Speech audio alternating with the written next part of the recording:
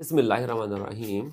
My name is Najam Askari Advocate, and my topic is law of FIR. There are two ways to set criminal law in motion. First is information to the police under section 154 CRPC and 155 CRPC.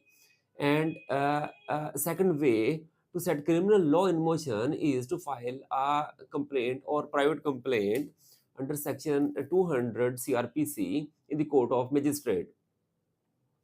अब law FIR के ऊपर सबसे पहले अगर police को कोई information मिलती है तो पुलिस जो कि ऑरली भी हो सकती है और इन रिटन एप्लीकेशन की सूरत में भी हो सकती है। अब सबसे पहले पुलिस जो है वो ये देखेगी कि जो ऑफेंस डिस्क्लोज़ हो रहा है वो कॉग्निजेबल है या वो नॉन कॉग्निजेबल है। अगर तो वो कॉग्निजेबल कैटेगरी में वो ऑफेंस आता है, तो पुलिस जो है अंडर 154 सीआरपीसी उसको राइट डाउन करके तो एफआईआर के रजिस्टर में उसका दराज करके तो वो एफआईआर काटेगी, उसको एफआईआर दर्ज कर देगी। लेकिन अगर वो नॉन इन्फॉर्मेशन जो है वो नॉन कॉग्निजेबल ऑफेंस की कैटेगरी में आती है, तो उसको वो मुतल्लिका रजिस्टर में दर्ज करके इन्फॉर्मेंट को इलाका मजिस्ट्रेट से रुजू करने का वो कहेगी। अ, अब according to Khwaja Nazir Ahmad case AIR 1945 PC18 and Mohammad Bashir case PLD 2007 supreme court 539 इसके मुताबिक receiving of information and recording of FIR is not a condition precedent to the setting in motion of criminal law कि एफआईआर इन्वेस्टिगेशन के लिए ज़रूरी नहीं है कि वो एफआईआर का जो अंदराज है वो ज़रूरी हो। इन्वेस्टिगेशन कोई शक नहीं इसमें कि ग्रेट मेजॉरिटी केसेस में आजकल की क्रिमिनल प्रैक्टिस में क्रिमिनल जो इन्वेस्टिगेशन ऐसी होती है कि पहले एफआईआर दर्ज होती है, उसके बाद ही वो इन्वेस्टिगेशन करते हैं।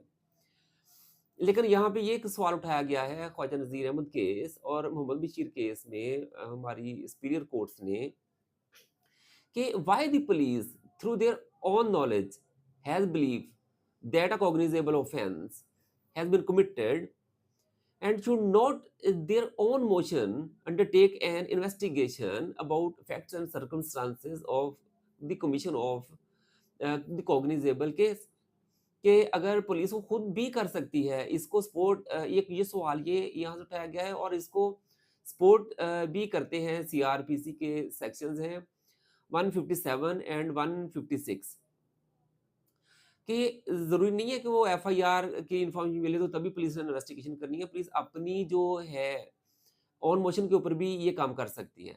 इसको सपोर्ट करते हैं ये सेक्शन जो है 157 और 156 सीआरपीसी।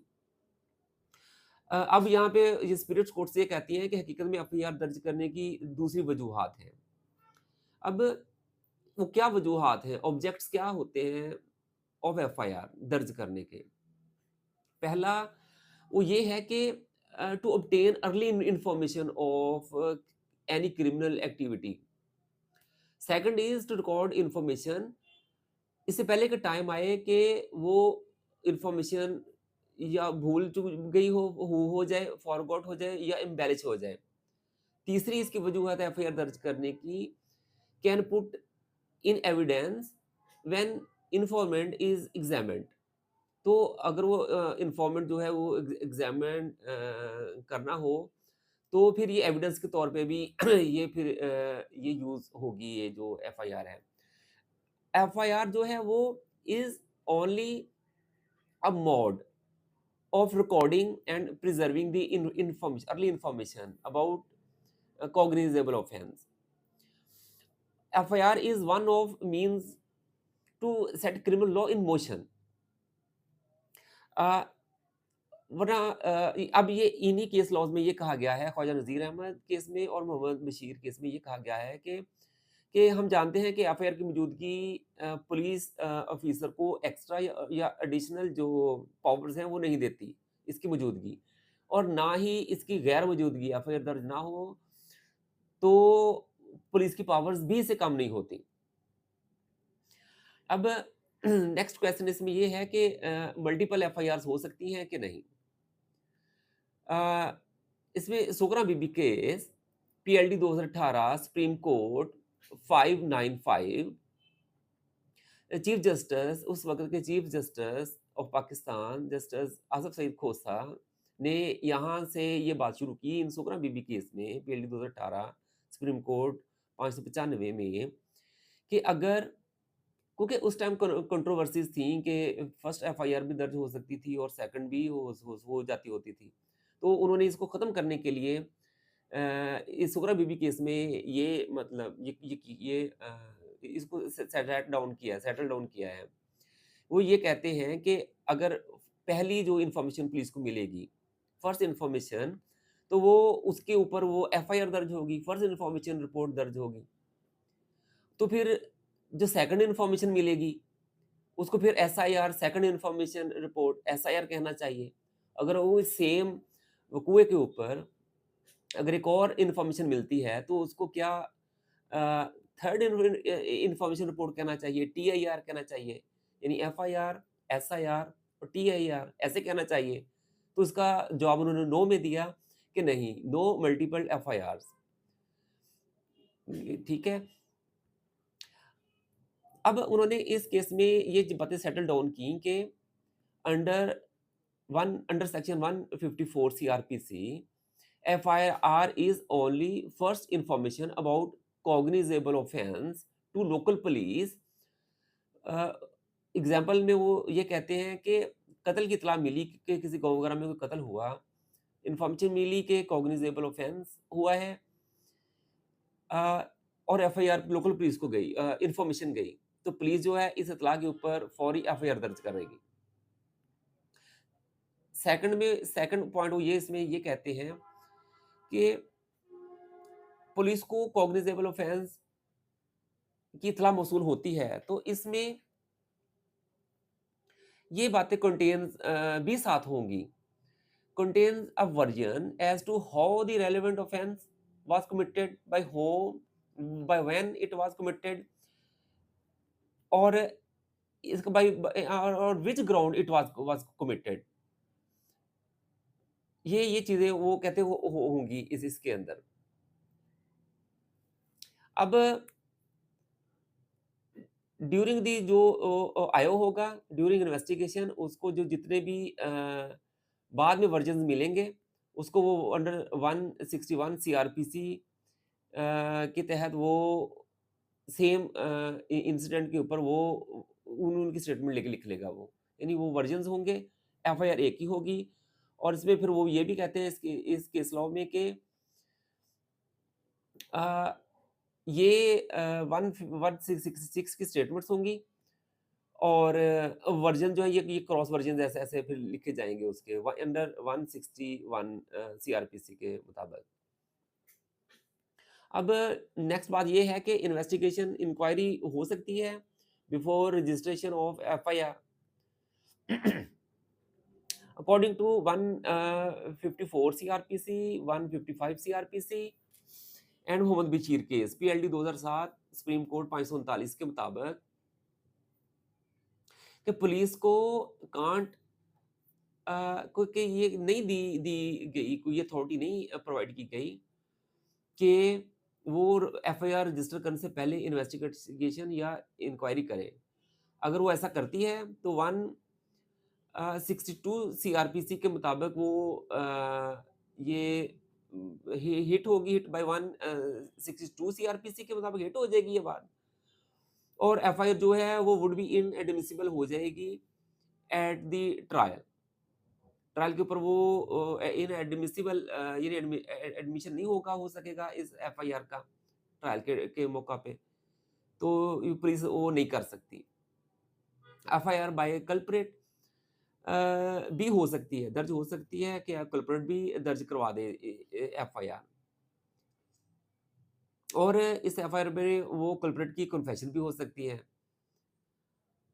अब ये जो एफआईआर दर्ज करवाई कल्प्रेट ने, इसमें अब इन्वोक हो जाते हैं 2 आर्टिकल जो हैं वो क्यूएसओ के कानून शहादत के 38 आर्टिकल और 39 आर्टिकल जो है। अब 38 आर्टिकल ये कहता है फॉरबिड्स करता है proof of confession to police, कि पुलिस के पास आप कन्फेशन नहीं कर सकते। अब वो एफआईआर कटवा दी कल्प्रेट ने, और 39 आर्टिकल क्यूएसओ का ये कहता है कि फॉरबिड्स करता है proof of confession in police custody.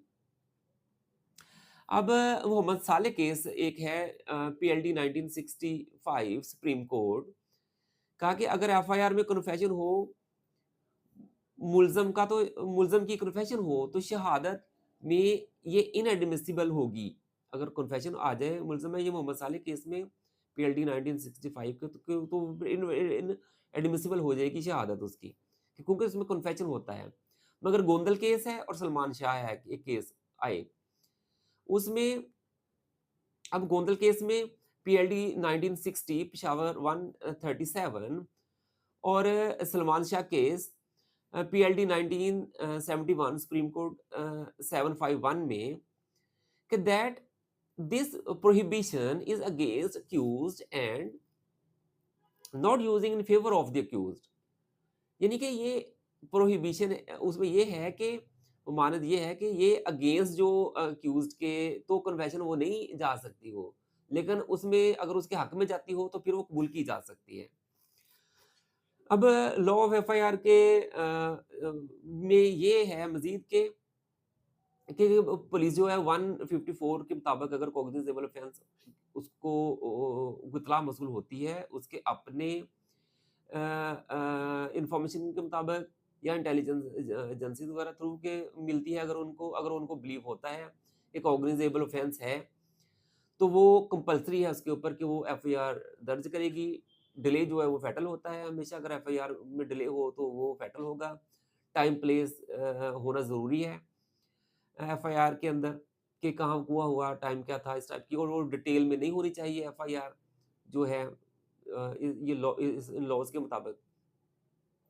और रिलेटेड जो लॉज हैं और अथॉरिटीज़ हैं वो थोड़ी सी ये है कि जो मार्वलस या डायरेक्शनल जो हैं वो सुकरा बीबी केस है, मोहम्मद बशीर केस है, मोहम्मद नज़ीर केस है, और इसमें मज़ीद 1993 एससीएमआर 50 PLD 2007 539 PLD 2005 Lahore 470 PLD 2019 supreme court 64